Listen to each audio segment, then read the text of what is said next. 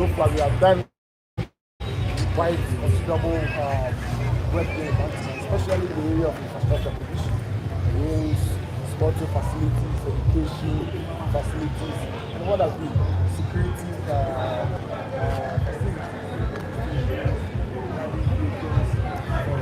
facilities. So we've done a lot. Thank you very much. That's the member of Parliament,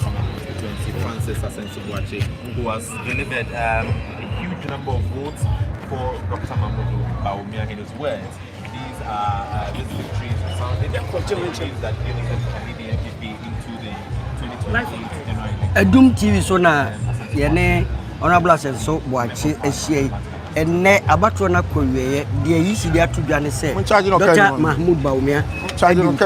na mnje dwumadie no ehihie ene na wie nyina koba se one na manfo eje omani honorable yema akwaba yenua na kom di sen adom na moso e boko minim se waye dwumade towards Dr. Bawumia victory no ene wa hwe a oda sen na be ka kire wo se dwuma maye awurade aso wani oh yeah cry there baby empempenso edui enya say ya adwumaden ana say ya win me fi say MPP coalition say ye kwako yi Frank Atufuo ya to abana wie na ba kwa win no there is no Bawumia, there is no Kennedy, there is no Brian Champon, there is MPP. Yes. And the MPP has selected one person in the person of Dr. Bawumia. So on fire, I can say I ever call 2028. Dr. Bawumia will be animal, we will be our bread and wasi, we will be our bunipa, we will be our onim ninde, onim dear, onim de. Now, over bois, MPP for you now, more normal call contest, you know, or don't back together. See the bear a croye ebe call 2028 election. Na ogide ma pase ye nyina e kamboma 2028 no we din kuni.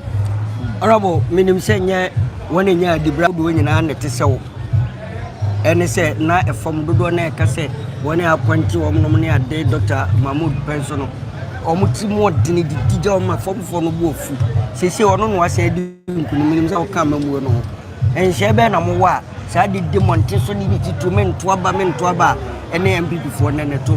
di January and minim ba bi afu amanyo ko bia no so onya akonya kwa abamu a oboa wo nkrofo ebinim bebre otimi boa mo ba dodo na so otimi mu a the more na wo tina abamu a che the more na onya akonya na wo be boa omo maka onya mu a mo nti no NDC bai omo nkrofo mo ntimi hwe omo problem se pa enti agiri just 7 there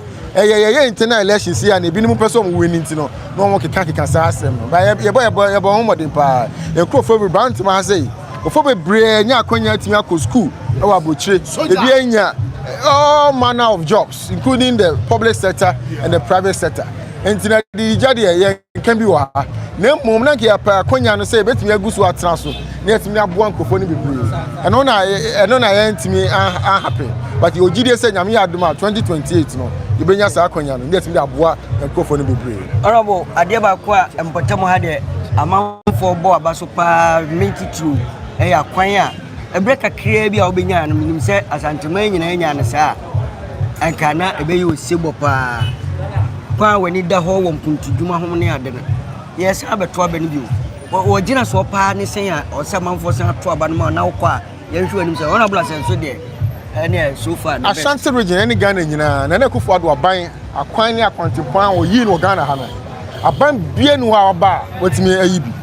eno na ahye President Mahama Nkuran a oso peso won susu ye bi nti ye hwe so betimi aya o ya ni nyina eboa aha ye ma Ghana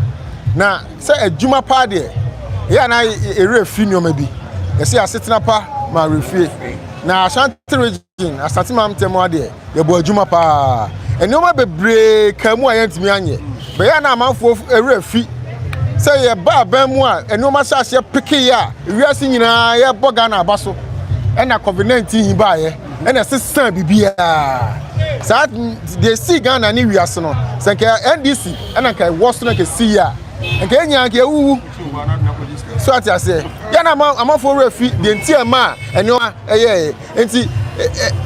roads infrastructure bebre ni other infrastructure sika na nke de be ni nyina no na ke akọje free ama no na de be ni nyina no for sa agye om sika because of what we call the debt exchange program a buy right after COVID. Ye ko atoyere chem kese pa da e beto ye ba ya na nipa ni bebrere afi but ye bom person yakopọ be ma yakonya na ya saba ye ba sa atoyere chem no bi emba ene esi e kasai NDC gold prices akosoro petroleum prices eba from bibie ekoye ba omo enso still aye oda so wa ho chim ye time na ntisa enso still na manage economy no okay enti no de omo adwuma omo ye no ene de ye o de to ye de no ho difference won pa MPP na bagana ye hihye pa ema eboa ma Ghana etumpon na ye so na ye ba asanteman efa ne ntuma pa afra enti ma stress say abra ye yi candidate obi bia meta MPP achi na ekone e be kon 2028 no enko ye say ba ko na ekoye na enkofo no bebre ankoto aba no this time dey ogide say enkofo nyina ba beto aba na ebe ma ye dikunim o 2028 ora honanka ye bai ye bisa wo mensia nimdie tani abonte politics no next time ya ye ni ase bacho mami nye you know arabo no na wait Honorable Asenso watch MP for Bantama ena yenene sie ene wonene manfo nyina ta ura Mahmoud Bawumia chi ato aba amano eti wonene manfo ebo awusie edi enkunim echese enkunim no enka hanko a omabo mo humode pa na omatoa so sebeya enhye ne mamre ne amane ahodo na ebeya kono na MP Famanyukuro no 2028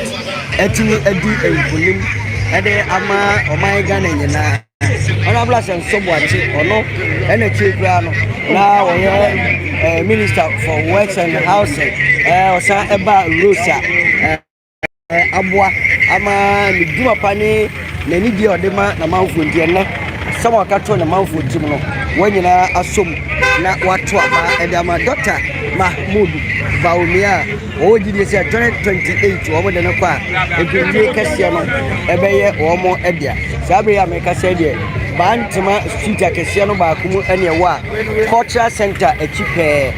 na wona manfo etwasia obo ahusi dom na oyi nya ya ekase onyame ayebia ma ofise won susuye ne woni suade hu no ne awurade amana bamu se Dr. Mahmoud Bawumia manfo atena se na wato abama no ojidi se no nkunimdie enenye MPP nyina enso empo nkunimdie ne 2028 Dr. Asenso Boakye sabe oboa no ho na wafia akọbje mpanimfo se bema be bi kwa me yini nyina ni ne ejira mu efia nopa ede abesi sabe ya na wo se ono nso pe ba bi ekọje na home kakra waya branch de minim se sa ena ebeba se obeye enti sabe de eye Adum TV ena ugusu a ntie example hodo a efi ye nchen ebe Adum TV ena sabe o hwe ye Dr. Asenso Boakye former Minister for Roads and Highways ena Bantama this year eba mamre mu na isia nimdie mu a eno so oye son kokra yura ena no abo enkomo a sabe ye 50 kase mu ewo enije yase na ene manfo nyina ate egum eye Adum TV ena ubisu a ofe ene yenko street no na yenko amanfo dodo a wode enije esia ene efise dibadie no de because it's all over Bantama constituency MPP presidential primary Dr. Mahmoud Bawumia and a constituency aya dwene atoba dia mano se wode no beko enkunie kese afi 2020 candidacy other parties Bantama constituency Monche Adum TV ipia ha na manfo oboje so pa se Adum TV ma ya do Yes, you do want to Mampa. You say I had to my name. The man for the Biswa or take to me and son, and if you could do or you and it. Now, you say, when you are dear, oh dear, I'm fat. Woman who's on my age, my day. I know the results are, but they are very confident. Say, Dr. Mahmoud Bawumia, or the call as 2028 presidential elections. Likely, say, on the same Abba say, when I don't do an action for man, now, but I couldn't see 2024 next year. I have a testim, I have a host of say, almost sister, now a far or more. The BNCB said a Bantama for a share, one a share, now Uti and also so able. And Yadamubesia, a doom TV, Yadamubesia, and a for.